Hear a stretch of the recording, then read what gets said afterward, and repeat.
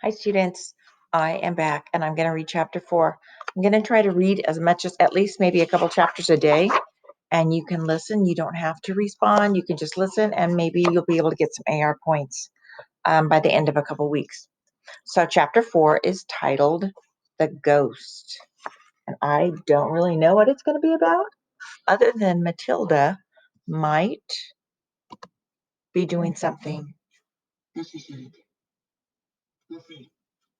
Funny though, huh? But her parents, they're not as nice either. So it's just one of our funny books. So let's see what happens in this chapter. The Ghost. There was comparative calm in the Wormwood household for about a week after the super glue episode. So I think her parents were maybe being nicer to Matilda. The experience had clearly chastened Mr. Wormwood, and he seemed temporarily to have lost his taste for boasting and bullying.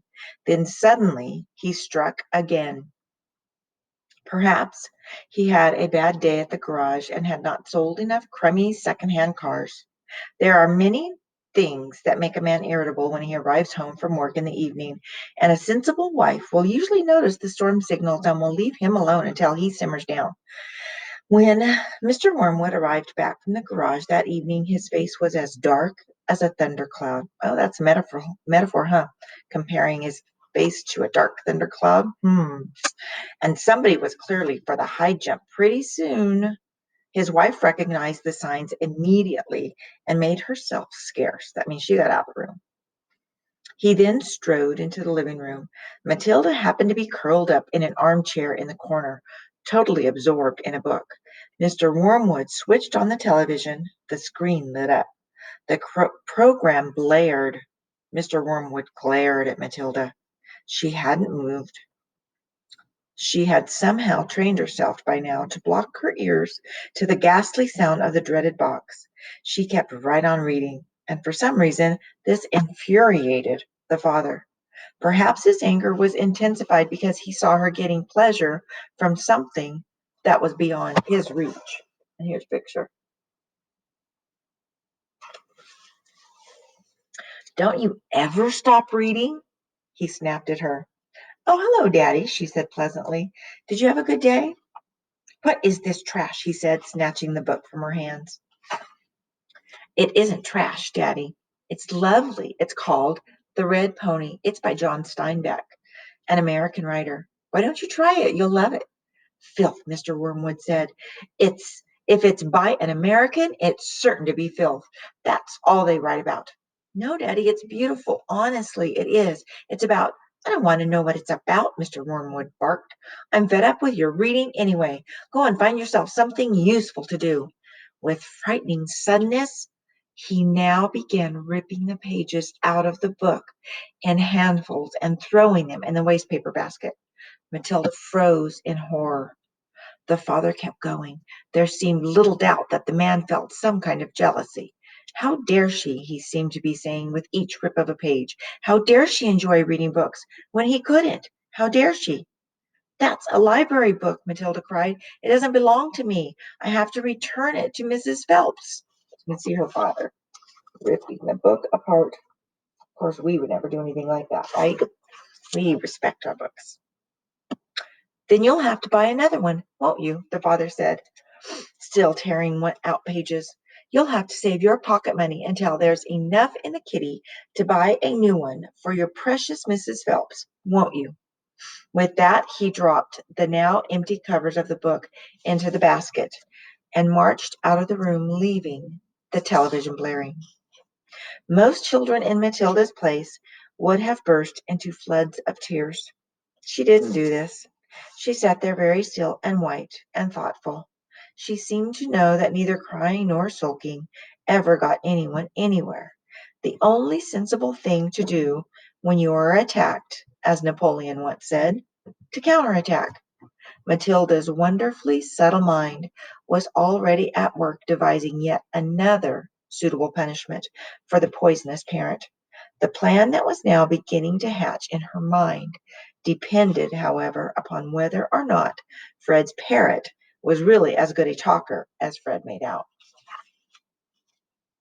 I have another student here. This one's my other dog, my Minnie, my Great Dane. My other grandson. Let me see if I can get her. Oh, she's asleep. She's going to sleep. She's ignoring us. So those are my students. That's who I have to read to. I don't think they enjoy it as much as you guys do. Okay, let's see. So here's a parrot. We're going to have to see what's going to happen with Matilda and the parrot. Fred was a friend of Matilda's. He was a small boy of 6 who lived just around the corner from her, and for days he had been going on about this great talking parrot his father had given him. So the following afternoon, as soon as Mrs. Wormwood had departed in her car for another session of bingo, Matilda set out for Fred's house to investigate. She knocked on his door and asked if he would be kind enough to show her the famous bird. Fred was delighted and led her up to his bedroom, where a truly magnificent blue and yellow parrot sat in a tall cage. There it is, Fred said. Its name is Chopper. Make it talk, Matilda said. You can't make it talk, Fred said. You have to be patient. It'll talk when it feels like it. They hung around waiting. Suddenly the parrot said, "Hello, hello, hello." It was exactly like a human voice, Matilda said. That's amazing. What else can it say? Rattle my bones, the parrot said, giving a wonderful imitation of a spooky voice. Rattle my bones. He's always saying that, Fred told her. What else can he say? Matilda asked. That's about it, Fred said. But it is pretty marvelous, don't you think? Oh, it's fabulous, Matilda said. Will you lend him to me for just one night? No, Fred said. Certainly not.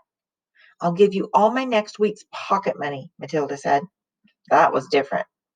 Fred thought about it for a few seconds. All right, then, he said, if you promise to return him tomorrow.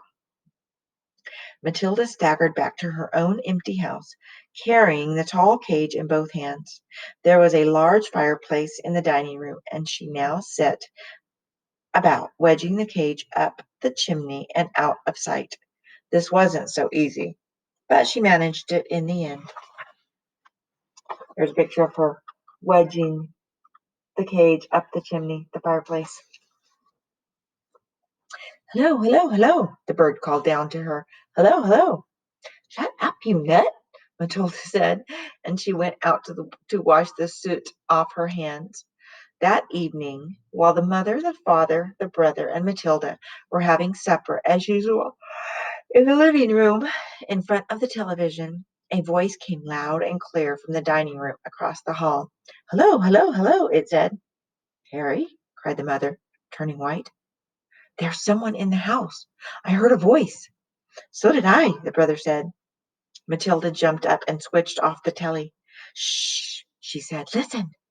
They all stopped eating and sat there very tense, listening. Hello, hello, hello, came the voice again. There it is, cried the brother. It's burglars, hissed the mother. They're in the dining room. I think they are, the father said, sitting tight. Then go and catch them, Harry, hissed the mother. Go out and collar them red-handed. The father didn't move. He seemed in no hurry to dash off and to be a hero. His face had turned gray. Get on with it, hissed the mother. They're probably after the silver. The husband wiped his lips nervously with his napkin. Why don't we all go and look together, he said. Come on, then, the brother said. Come on, Mum. They're definitely in the dining room, Matilda whispered. I'm sure they are. The mother grabbed a poker from the fireplace. The father took a golf club and was standing in the corner. The brother seized a table lamp, ripping the plug out of its socket. Matilda took the knife she had been eating with, and all 4 of them crept towards the dining room door. The father kept well below the others. Hello, hello, hello, came the voice again. Come on, Matilda cried, and she burst into the room, brandishing the knife. Stick 'em up, she yelled. We've caught you. The others followed her, waving their weapons. Then they stopped. They stared around the room. There was no one there. There's no one here, the father said, greatly relieved. I heard him, Harry, the mother shrieked, still quaking. I distinctly heard his voice. So did you. I'm certain I heard him, Matilda cried. He's in here somewhere. She began searching behind the sofa and behind the curtains. Then came the voice again, soft and spooky this time. Rattle my bones, it said. Rattle my bones. And here they are, sneaking and skulking into the dining room. They're all scared, except for Matilda. She knows what's going on, huh? They all jumped, including Matilda, who was a pretty good actress. They stared around the room. There was still no one there. It's a ghost, Matilda said. Heaven help us, cried the mother, clutching her husband around the neck. I know it's a ghost, Matilda said. I've heard it in here before. This room is haunted. I thought you knew that. Save us, the mother screamed, almost throttling her husband. I'm getting out of here, the father said, grayer than ever before. They all fled, slamming the door behind them. The next afternoon, Matilda managed to get a rather sooty and grumpy parrot down from the chimney and out of the house without being seen. She carried it through the back door and ran with it all the way to Fred's house. Did it behave itself? Fred asked her. Oh, we had a lovely time with it, Matilda said. My parents adored it. I don't think they adored it as much as Matilda did. The next chapter is called Arithmetic, and I don't know what's going to happen in that chapter. We are going to have to see. So if you have any predictions or questions, I'm just skimming through looking at all the chapter titles. You let me know what you think might be going to happen. Okay, and I will read some more of it to you tomorrow. And if you have any questions about your work or anything that's going on, just let me know. Message me in Google Classroom or in Remind.